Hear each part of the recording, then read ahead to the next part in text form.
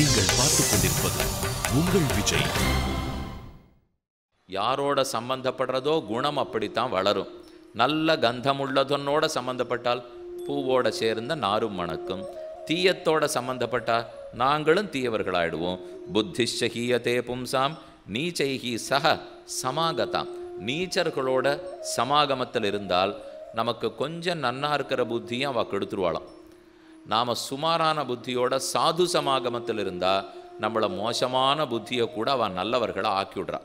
அதனால தான் சத் சங்கம் சாது சமாகமம் என்று எல்லாரும் ஆசைப்படுறோம், ஆகவே கூட வருகிறோம்.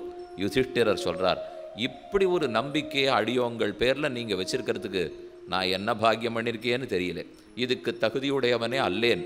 ஆனாலும் உங்கள் எல்லாரிடத்துலையும் பிரார்த்தனை. தன்யாவயம் யத் அஸ்மாக்கம் ஸ்னேக காருண்ய மந்திரிதாக. உங்களுக்கு தான் எங்கள் பேரில் எவ்வளவு ஸ்னேகம், எவ்வளவு கருணை. உங்களுக்கு ஒன்றும் கிடைக்காட்டா கூட ஷோரே இல்லாட்டாலும் எங்களோட வாழறேன்னு சொல்கிறீளே, அவ்வளவுக்கெல்லாம் நான் பாக்கியம் பண்ணிவனே இல்லை, அவ்வளவு நல்லவனே இல்லை. எனக்குரிய ஆச்சாரத்தை விடாமல் இருக்கேன், அவ்வளவுதான். அசதோபி குணாநாகு பிராமண பிரமுகா பிரஜாக. ஆகவே உங்களிடத்தில் ஒரு வேண்டுகோள், இந்த ஊரில் மிச்சம் இருக்கிறவா நல்லவா நிறைய பேர் இருக்காளே. அப்படியும் தர்மபுத்திரன் என்ன அழகாக பேசுகிறான், எவ்வளவு உண்மை பேசுகிறான்னு முக்கியம். நாங்கள் உன்னோட வந்துவிட்டா நல்லார்களோட தொடர்பு, அதே ஊரில் இருந்துவிட்டா தீயார்களோட தொடர்பு இருக்க மாட்டோம்னு அவா சொன்னாலும் இல்லையோ. நமக்கு இப்போ எல்லாருக்கும் மனசு ஆமாம்னு ஒரு நிமிஷம் உங்களுக்கும் ஒத்து நொடுத்து என் மனசும் ஒத்து நொடுத்தோ இல்லையோ. ஆனால் தர்மபுத்திரன் ஒத்துக்கலை. அது எப்படி சொல்லுவீள்? இன்னும் கிருபர் இருக்கார், துரோணர் இருக்கார், பீஷ்மர் இருக்கார், விதுரர் இருக்கார், நாட்டில் இத்தனை பேர் நல்லவா இருக்கிறச்சே நீங்கள் எப்படி தீயவர்கள் இருக்கிற நாடுன்னு சொல்லலாம்? இந்த நாடு ஒரு நாளும் நல்லார்கள் இல்லாத போகாது. அப்பாவா சொல்கிறா, நிறைய பேர் தீயவர்கள் இருப்பாளே, ஒரு சிலர் தானே நல்லவர்கள் இருக்கா. அதையும் தர்மபுத்திரன் ஒத்துக்கலை. அந்த ஒருத்தன் இருந்தாலும் 4 நல்லதாகத்தான் இருக்கும். எப்படி எனில், ஒரே ஒரு விபீஷணனுக்காகத்தானே லங்கையே விட்டு விட்டான் ராமன்.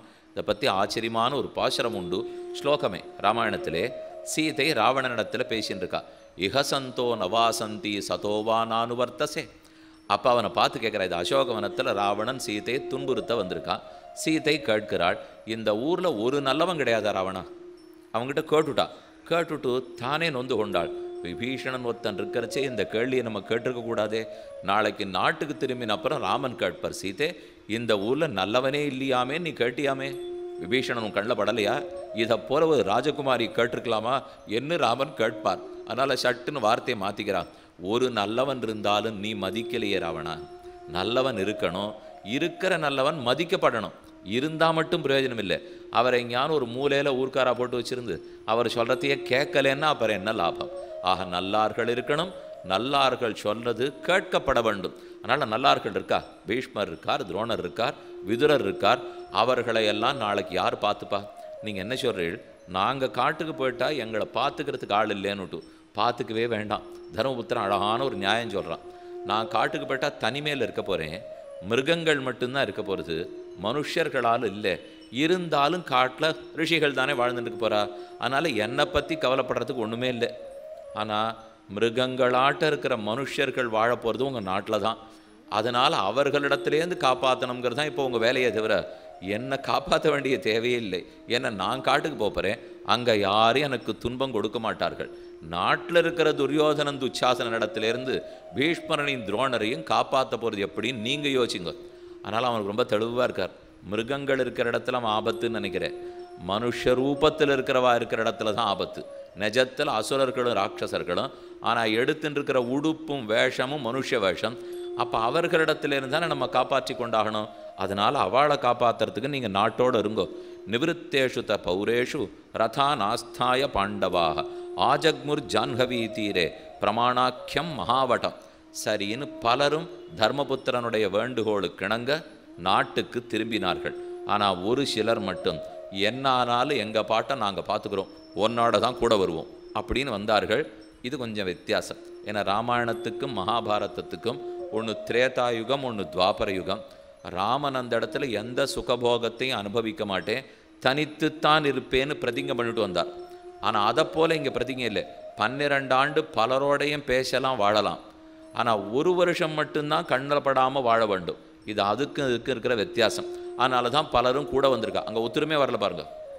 ராமன் என்ன பண்ணார்? அயோத்தியிலேருந்து தெற்கு நோக்கி வந்து முதனா ராத்திரி தங்கினார். அந்த இடத்துல எல்லாருமா தங்கியிருக்கா. சுமந்திரன்ட்ட விடியற்கார்த்தால சொல்கிறார், சுமந்திரா, இந்த ஜனங்கள் அத்தனையும் கூட வந்தால் அப்புறம் காடு நாடாக போயிடும். நான் கைகையின் இடத்துல கொடுத்த வார்த்தை நிற்காது. அதனால் ஒன்று செய்வோம், நம்ம தேரை அப்படி வடக்கு நோக்கி கொஞ்சம் தூரம், ஒரு காத தூரத்துக்கு ஓட்டினா தேர் தடம் பதியும். கார்த்தால் எழுந்திருந்து எல்லாரும் ராமன் அயோத்திக்கு போயிட்டார் அப்படின்னு நினச்சிக்கிட்டோம். அவ்வளோ தூரம் போயிட்டு தடம் தெரியாமல் புல்லு மேலே மறுபடியும் தெற்கு நோக்கி ஓட்டின்னு வந்துடும். என்னை ஏத்திண்டு நாம் தெற்கு நோக்கி போயிடலாம். அவள் அப்படியே தூங்கிட்டு இருக்கா, கிளம்பலாம்னு ராமன் சொன்னார். அதான் நடந்தது. கார்த்தால் எழுந்திருந்து பார்த்தா தேர் வடக்க போயிருக்கா. அயோத்தி அளவுக்கு போயிட்டா எல்லாரும் திரும்பி போய் பார்த்தா ராமன் அங்கே இல்லைன்னுட்டு எங்கு போனான்னு தெரியாமல் தவித்தார்கள். இது ராமாயண கதை. ஆனால் இங்கே பார்த்தீங்கன்னால் ஒரு சிலர் கூட வந்திருக்கா. ராமாயணத்திலையும் ரிஷிகளை சந்தித்து உரையாடினது உண்டு, மகாபாரதத்தையும் பல ரிஷிகளோடு உரையாடினது உண்டு. அதில் ரெண்டுத்துக்கும் வித்தியாசம் இல்லை. உதகேனைவ தேம்ராத்திரிம் ஊஷுஸ்தே துக்ககர்ஷிதாக, அதீத துக்கத்தோட அன்று இரவு பொழுதை உயர்ந்த அந்த இடம் பிரமாண கோட்டிங்கிற இடம். அந்த இடத்துல தண்ணீரை மட்டும் குடித்து விட்டு, வேற ஒன்றும் கையில் இல்லை, பழங்காய்களை சேமிக்கிறதுக்கு அன்னைக்கு முடியல. அதனால் தண்ணீரை மட்டும் குடித்து விட்டு வாழ்ந்தார்கள். மறுநாள் பொழுது விடிந்தது. சௌனகருங்கிற ரிஷி, ஏற்கனவே அவருடைய கதையெல்லாம் நம்ம பார்த்துட்டோம். பிருகுவனுடைய வம்சத்தில் பிறந்தார், சவனர் பிறந்தார்னு பார்த்தோம், அவர் குமாரர் பிரமித்தர் பார்த்தோம். அதற்கப்புறம் இந்த சுவாமிவர் சுனகர் பிறந்தார், சுனகருக்கு சௌனகர் பிறந்தார்னு கதை பார்த்துருக்கோம். அதே சௌனகர் தான் இப்போ தர்மபுத்திரர் இடத்துல பேசின்னு இருக்கார். தர்மபுத்திரர் ரொம்ப வருத்தமாக சொல்லிக்கிறார், அனைத்தையும் இழந்துட்டோம். இப்படிப்பட்ட பிராமணர்களுக்கு தான தர்மம் பண்ணுறதுக்கு என் கையில் ஒன்றுமில்லாத போச்சே என்று வருத்தப்படுறார். அதுக்கு சௌனக பிராமணர் பதில் சொல்கிறார், கவலைப்பட வேண்டாம், சொத்து இருக்கிறதுனால ஆபத்து தான் வந்திருக்கு. இப்போது நம்ம 2 பேருக்கும் சொத்து இருக்குது. உனக்கு இருக்கிற ஞானமும் தர்மமும், எங்களுக்கு இருக்கிற ஞானமும் தர்மமும், இதை சொத்தா வச்சுன்னு தான் நம்ம வாழ்க்கையை ஓட்ட போகிறோம். கவலைப்படாதே, அந்த சொத்து போனதை பற்றி கவலைப்படாதே.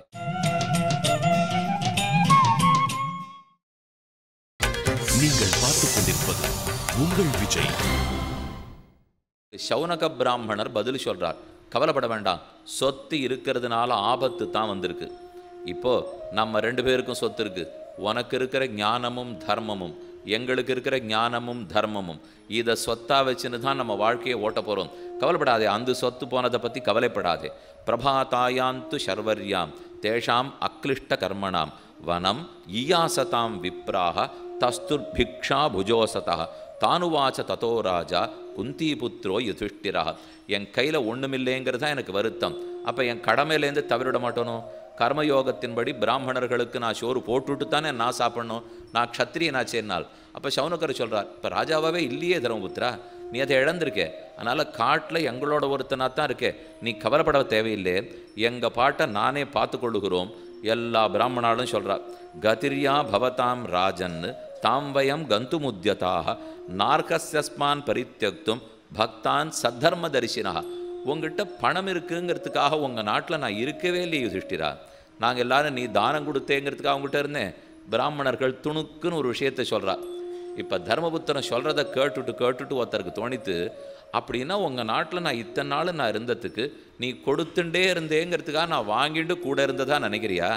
தப்பாக புரிஞ்சுட்டு இருக்கேன். நீ கொடுத்தது எதற்காகவும் நாங்கள் இருக்கவில்லை, உங்ககிட்ட இருக்கிற தர்மத்துக்காகத்தான் நாங்கள் இருக்கோம். அது இப்போ ஒன்றும் போட போகிறது இல்லையே, பணம் தானே போச்சு. இப்போ உன் தர்மம் எங்கேயும் போலையே. அப்பவும் உங்கள்கிட்ட தர்மத்துக்கு தான் வந்தோம், இப்போவும் உன் இடத்துல தர்மத்துக்காகத்தான் இருக்கோம். எங்கள் பாட்டை நாங்கள் பார்த்துக்கிறோம். ரிஷிகளான எங்களுக்கு சோறு கிடைப்பது பெரிசில்லை, பல நாள் பட்டினியும் எங்களுக்கு பழகினதே. ஆஸ்மது போஷணஜா சிந்தா மாபூத்தே ஹிருதி பார்த்திவ ஸ்வயமாகிருத்திய சான்னானி துவாய் அனுஸ்பியாமகே வயம். உனக்கு வேண்டிய சோற்றை நீ தேடிக்கோ. நீ க்ஷத்ரியன், பலவானாக இருக்கணும். நாங்கள் பலத்தை எழுந்ததுனால எங்களுக்கு ஒன்றும் இல்லை, மேலே எங்களுக்கு தபசு தான் பலம். நீ மேற்கொண்டு ராஜ்யத்தை திரும்ப மீட்டாகணும், பட்டி கிடக்க முடியாது. உங்களுக்கு வேண்டியது எடுத்துங்கோ, சாப்பிட்டுங்கோ, எங்களை பற்றின கவலையை விட்டுடுங்கோ. மேற்கொண்டு வைசம்பாயனர் சொல்கிறார், இத்யுக்த்வா சந்தர்ப்ப சோச்சன் நிஷசாத மகீதலே தம் அத்தியாத்மரதோ வித்வான் சௌனகோ நாம வைத்விஜா. அப்போ தான் சௌனகர் எழுந்திருந்து, தர்மபுத்திரன் ரொம்ப வருத்தப்படுறார், தர்ம விஷயமாக அவருக்கு சந்தேகம் வந்திருக்கு, அந்த சந்தேகத்தை போக்கணும், நம்ம விஷயத்தை பற்றி கவலைப்பட வேண்டான்னு அவருக்கு சொல்லணும் அப்படிங்கிறதுக்காக பேச ஆரம்பிக்கிறார். சோகஸ்தான சஹஸ்ராணி பயஸ்தான சதானிச்ச. இப்போ இவா பேச போகிறது ரொம்ப முக்கியமான உபதேசம். அங்கங்கே ஆச்சரியமான சில அர்த்தங்கள், தத்துவார்த்தங்கள் வரும். அதில் இது ஒன்றும் சோகஸ்தான சஹசிராணி பயஸ்தான சதானி ச திவசே திவசே மூடம் ஆவிசந்தி ச பண்டிதம். சோகமடையறதுக்கு 100 இடம், பயமடையறதுக்கு 1000 இடம். இந்த 100ம் 1000ம் யாரெல்லாம் மூடர்களோ அவர்களை நித்தியம் வந்தடையும். இந்த 100 1000ம் யாரெல்லாம் பண்டிதர்களோ அவர்களை ஒரு நாளும் தீண்டாது. சோகமடையறதுக்கு 100 இடமா, பயப்படுறதுக்கு 1000 இடமா. இது யாரை வந்து தீண்டிகிட்டே இருக்கும்? ஆத்ம ஞானம் இல்லாதவனை தான் தீண்டும். யாருக்கு ஆத்ம பரமாத்ம ஞானம் இருக்கோ அவனை சோகஸ்தானமும் தீண்டாது, பயஸ்தானமும் தீண்டாது. அப்படின்னு அர்த்தம் என்ன? லோகத்தில் சோகமே இல்லாத படுமா, பயமே இல்லாத படுமா? இருக்குங்கிறார். 100 இருக்குது, 1000 இருக்குது. ஆனால் அது யாரை தொடும் யாரை தொடாதுங்கிறதான் பேச்சு. ஞானம் இருக்கிறவனை சோகமோ பயமோ தொடாது, ஞானம் இல்லாதவனை சோகமோ பயமோ தொடறது. நகி ஞான விருத்தேஷு பகுதோஷேஷு கர்மசு ஸ்ரேயோகாதிஷு சஜ்ஜந்தே புத்திமந்தோ பவத்விதாக. உன்னை போல புத்திமான்கள் எங்கு பயப்படுறதுக்கும் கவலைப்படுறதுக்கும் விஷயம் இருக்குன்னு தேட மாட்டா தர்மபுத்திரா. அது யார் தேடுவான்? மூடன் தான் தேடுவான். எந்த மூடர்களிடத்துல பேசிப்பார்? பயப்படுறதுக்குன்னு இடத்த தேடுவான். சுவாமி அவருக்கு வாழ்க்கையில் ஒன்றும் கஷ்டமே கிடையாதே, அவர் எதுக்கு கஷ்டப்படுறாருனா கஷ்டம் இல்லைன்னு தான் கஷ்டப்படுறார். அவர் தேடி தேடி கஷ்டப்படுறார். தனக்கு ஒரு சிரமம் இல்லாட்டா கூட தேடி பிடிச்சு ஏதோ புலம்பி ஏதோ குறை சொல்லிக்கணும் பாருங்க. அப்படின்னு இருந்தால் வாழ்க்கை ரசிக்காது. அப்போ மேலே மேலே பயம் வந்துன்னு தான் இருக்கும். அந்த சமயத்திலே ஜனகன் எப்படி நடந்துட்டார், அவர் என்ன உபதேசம் பண்ணார்னு சௌனகர் எடுத்துரைக்கிறார். ஸ்ரூயதாஞ்ச அபிதாஸ்யாமி ஜனகேன யதாபுரா ஆத்ம வியவஸ்தானகரா கீதாக ஸ்லோகா மகாத்மனா. மகாத்மாவான ஜனகர் ஆத்ம உன்னதிக்காக, ஆத்மா உயர்றதுக்காக சில ஸ்லோகங்கள்லாம் சொல்லியிருக்கார். அதை என்னன்னு சொல்கிறேன் கேட்டுக்கோ. மனோவியாதி, தேகவியாதி, இந்த ரெண்டை பற்றி ரொம்ப ஆச்சரியமாக சொல்ல போகிறார். மனோ தேக சமுத்தாபியாம் துக்காபியாம் அர்த்திதம் ஜெகத் தயோர் வியாச சமாசாபியாம் சமோபாயம் இமம் ஸ்ருணு. இந்த ரெண்டு சேர்ந்துருக்கு.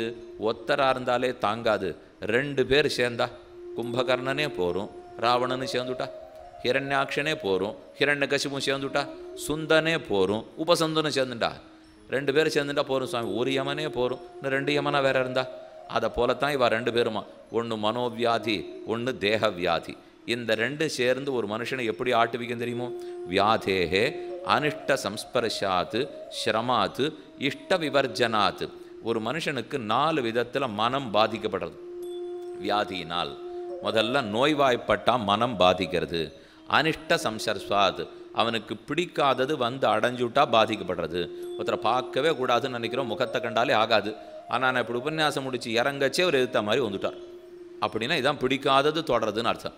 வியாதி வந்து தீண்டினாலோ பிடிக்காதது தொட்டாலோ சிரமம், நிறைய ஆயாசப்பட்டு களப்படைஞ்சு சிரமப்பட்டுட்டோம்னாலோ இல்லை பிடிச்சது நமக்கு வராத போயிட்டாலோ இந்த 4 நாளையும் தான் நமக்கு ஆபத்து வருது. மதிமந்தோ ஹ்யதோ வைத்தியாக சமம் பிராகேவ குர்வத்தே. நல்ல புத்திமான்களான வைத்தியர்கள் முதல்ல எதுக்கு தெரியுமா வைத்தியம் பண்ணுவா? மனோவியாதிக்கு தான் பண்ணுவா, தேகவியாதிக்கு பண்ண மாட்டார்கள். எத்தனை நாள் உடம்பு நோய்க்கு மருத்துவம் பண்ணியிருந்தாலும் மனசு தெளிவாகாத வரைக்கும் இந்த உடம்பை சரியாக்க விட மாட்டோம். மருந்தாக சாப்பிட்டுருக்கலாம். ஆனால் மனோவியாதி சரியாப்படுத்தினால் தேகவியாதியை தன்னடையே சரிப்படுத்தி விடலாம். மானசேனகி துக்கேன சரீரம் உபதப்பியத்தே. மனத்துக்கத்தினால தான் சரீரம் எப்பவும் எரியும். எப்படின்னு சொல்கிறார்? ஒரு நீண்ட மரத்துக்குள்ளே ஒரு பொந்து இருக்கான். பொந்துக்குள்ளே நெருப்பை வச்சுட்டியானால், மரப்பொந்துக்குள் நெருப்பு வைத்தால் வெளியில் என்ன நடக்கிறதுனே தெரியாமல் உள்ளூர எல்லாத்தையும் எரிச்சிரும்பார். அப்படி தான் மனசில் வியாதி வந்துடுத்துன்னா வெளியில் ஒன்றுமே தெரியாது. ஆனால் அழுதுண்டே இருப்பான், சாப்பிட மாட்டான், இழைச்சுட்டே போவா, தோக்கப்பட்டுட்டே இருப்பா, கவலைப்பட்டுட்டே இருப்பா, என்ன நடந்ததுன்னே தெரியாது. என்ன கேட்டாலும் வெளியில் ஒருத்தருக்குமே தெரியாது. ஆனால் சுவாமி என்னமோ தேஞ்சு போயிட்டார் சுவாமி, அது ஏன்னே தெரியல. ஏன்னா உள்ளே இருக்கிற மனம் எப்படி மரப்பொந்துக்குள்ள நெருப்பு வச்சா மரம் வீடு போடுறதோ அதை போல தான் மனோவியாகி.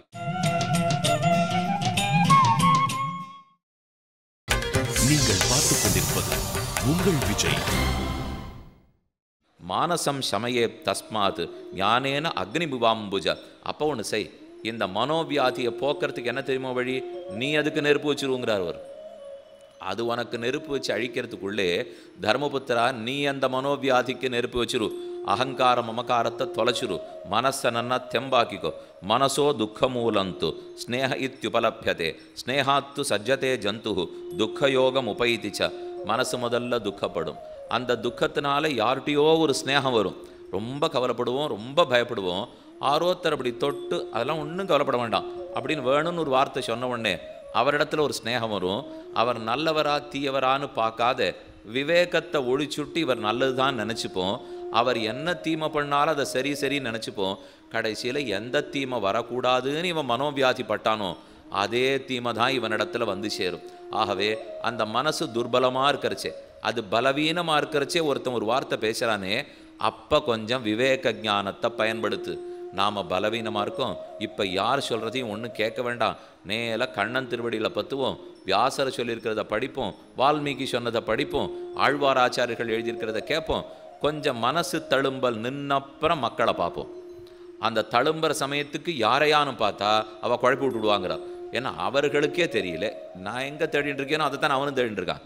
இப்போ நம்மெல்லாம் சேர்ந்து தான் தேடின்னு இருக்கமே தவிர, ஆறான 2 பேருக்கு பிரம்மம் கண் முன்னாடி நின்றுட்டு இருக்கார், மற்ற பேரெல்லாம் அவர் சொன்னபடி கேட்டுருக்கோமான்னு 6க்கு நின்றுட்டு இருக்கல, சேர்ந்து தேடுறோம். ஒருத்தர் 2 அடி முன்னாடி தேடின்னு இருக்கார், ஒருத்தர் 2 அடி பின்னாடி தேடுறார். இவ்வளவு தான் வித்தியாசமே தவிர யாருக்கு இப்போ கைலியும் கிடச்சுடலே நம்ம அடைஞ்சிடவும் இல்லை. ஆகவே நீ முதல்ல மனோவியாதியை போக்கு. ஸ்னேகாத்து சஜ்ஜத்தே, ஒருத்தங்கிட்ட ஸ்னேகம் வருது, அப்புறம் அவன் என்ன பண்ணாலும் சரின்னு தோன்றது, அவருக்காக என்னவனா பண்ணணும்னு தோன்றது. என்னவனாங்கிறது தர்மத்துக்கு விரோதமாக போகிறது. அப்போ நான் பாவத்தை சேர்த்துக்கிறேன், அவருக்கும் பாவத்தை கொடுக்குறேன், எனக்கும் பாவத்தை போரும். ஏன் திரும்ப திரும்ப இதே மாதிரி பண்ணுகிறாய்? ஸ்னேகமூலானி துக்கானி, ஸ்னேகம் வச்சா தான் துக்கங்கிறார். நம்ம மொத்த புஸ்தகத்தில் எழுதுறது ஊடகங்கள்லாம் போடுறதே பாசம் பாசம் பாசம். ஆனால் இவர் நேரம் சொல்கிறது இருந்தால் துக்கம் துக்கம் துக்கம்.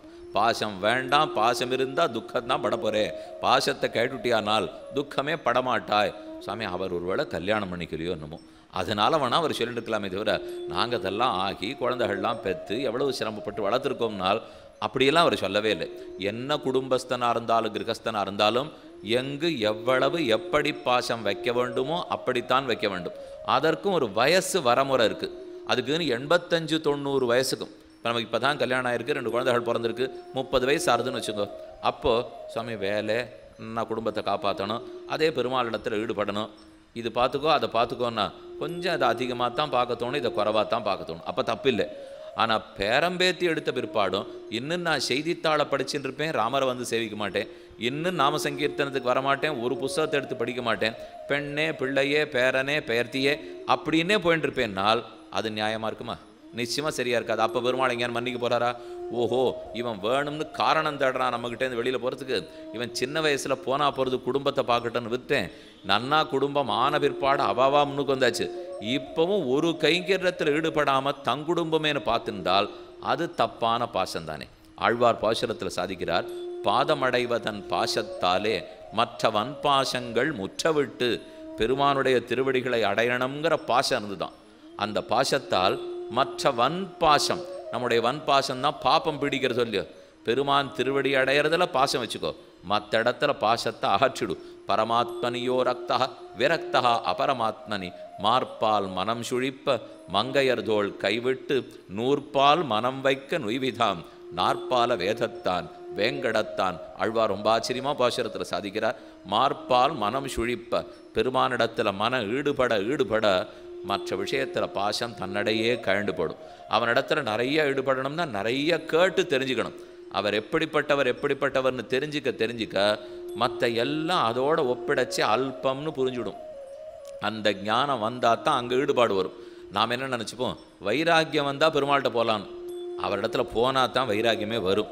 அவரிடத்துல ஈடுபடத்தான் மற்றதில் நமக்கு பாசம் விலகுமே தவிர, ஏன்னா நமக்கா பாசத்தை விலக்கிக்கிறது ஏது சக்தி சொல்லுங்க, அந்த அளவுக்குன்னா நமக்கு தெரியாது. அப்போ அவர்கிட்ட ஈடுபடுறோம், சரித்திரத்தை கேட்குறோம், குணங்களில் ஈடுபடுறோம், அப்போ மேற்கொண்டு பாசம் தொலைஞ்சிடுமோ இல்லையோ. ஆகவே விப்ரயோகே நதுத்யாகி தோஷதர்ஷி சமாகமே விராகம் பஜதே ஜந்து நிர்வைரோ நிரவக்கிரஹா. ரொம்ப ஆச்சரியமாக சொல்கிறார். ஒருத்தனுக்கு ஒரு விஷயம் கிடைக்கலேன்னு வச்சுக்கோ தர்மபுத்திரா, அந்த விஷயம் கிடைக்கலேங்கிறதுக்காக அதை தியாகம் பண்ணிவிட்டேன் என்று சொன்னால் அது வைராக்கியம் இல்லைங்கிறார். எனக்கு அதை எட்ட முடியாது, ஓஹோன்னு ஒரு படிக்கணும், அந்த படிப்பை எனக்கு நிச்சயமாக கிடைக்காது, அதனுடைய நுழைவுத் தேர்விலே நான் தேரவே போகிறதில்லைன்னு வச்சுக்கோ அப்படின்னா சொன்னார். இது என்ன பெரிய படிப்புன்னா, எனக்கு அதெல்லாம் பிடிக்கவே பிடிக்காது, எனக்கு எவ்வளோ வைராக்கியம் தெரியுமோ, அதனால் இதெல்லாம் நான் ஆசைப்படுறதே இல்லை. அது அந்த பொருள் ₹1,00,000 என்னிடத்துல இல்லை, அதனால் நிச்சயமாக எனக்கு அது கிடைக்கவே போகிறதில்லை, அதனால் வைராக்கியத்தை வளர்த்துனுட்டேன். அது இல்லை வைராக்கியம். ஒரு பொருள் எனக்கு கிடைக்கும்னு இருந்தாலும் வேண்டாம்னு வைக்கிறான் பார், அதைத்தான் வைராக்கியம்னு தெரிஞ்சுக்கோ. எல்லாத்தையும் அனுபவித்து முடிச்சுட்டால் நமக்கு இருக்கிற ஆசைகளை தீர்த்து கொண்டு விட்டால் அதுதான் உயர்ந்த நிலைன்னு நினைக்கிறான். இல்லை, ஆசைகள் தீரவே தீராது. ஆசையை தீர்த்துனுட்டா வசந்த நிலைங்கிறியே. இல்லை, ஆசையே இல்லாமல் அடிச்சுக்கிறது தான் வசந்த நிலை. ஒரு பொருள் இருக்குது, எல்லா பொருளும் எனக்கு கிடச்சிடுத்து, நிறைவாக இருக்கார். இப்படின்னா உலகத்தில் நிறைவே வராதுங்கிறார் அவர். எந்த பொருளுமே கிடைக்கலே நிறைவாக இருக்கார், அப்படின்னா தான் அது நிறைவு. எல்லாத்தையும் நன்னா வசதிகளை பெருக்கினுட்டு அந்த வசதிகளுக்கு நடுவில் வாழ்ந்துவிட்டு திருப்தியாக இருக்கேன்னு சொல்லாதே, அது உண்மையான திருப்தி இல்லை. இந்த வசதிகளுக்கு உண்டான தேவையை வச்சுக்காதே. அந்த தேவையே இல்லாமல் நீ வாழ கத்துண்டியானால் அப்போ தான் நீ திருப்தியாக இருக்கேன்னு அர்த்தம். ஆகவே பணத்தேவை கிடையாது. ஸ்வசரீர சமுத்தஞ்ச ஞானேன வினிவர்த்தையேத் நதேஷு சஜ்ஜதே ஸ்னேகா பத்மபத்ரேஷ்விபோதகம். நல்ல மகான்கள் எல்லாம் தாமரை இலையில் தண்ணீர் எப்படி ஒட்டவே ஒட்டாதோ அதை போல சம்சாரத்திலே ஒட்ட மாட்டார்கள். ஆகவே நீ இந்த பற்றி கவலைப்பட வேண்டாம், எங்களை பற்றியும் கவலைப்பட வேண்டாம்னு ரிஷி உபதேசிக்கிறார். அவர் மேலே சொல்கிறார், பொருள்கை உண்டாய் செல்லக்காணில் போற்றி என்றெழுவர்னு போஷம். கையில் 4 காசு இருக்கிறச்சே சுற்றி சுற்றி வருவா தர்மபுத்திரா. பல பேர் இப்போ உங்கூட இல்லை பார், ஆனால் எத்தனை பேர் உங்கள்கிட்ட விடை பெற்றுண்டு புறப்பட்டு போயிருக்கா, நீ சொல்லவே போயிருக்கா. இப்போ நாங்களும் கூடவே தான் இருக்கோம், ஒரு நாளும் உன்னை விட்டுட்டு போகிறது இல்லை. ஏன் தெரியுமா? ஏன்னா எங்கள்கிட்ட நீங்கள் பொருள் ஆசைப்படலை இல்லையா அப்படின்னு தர்மபுத்திரன் நினச்சான்.